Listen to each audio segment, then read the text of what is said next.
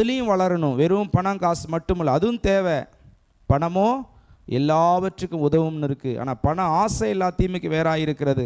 சுகம் வேணும், தேவைதான். சுகம் இருந்தால் தான் நம்ம வாழ முடியும், ஆரோக்கியமாக இருக்கணும், பண கஷ்டம் இருக்கக்கூடாது. ஆனால் அது மட்டும் நம்ம நோக்கம் இல்லை.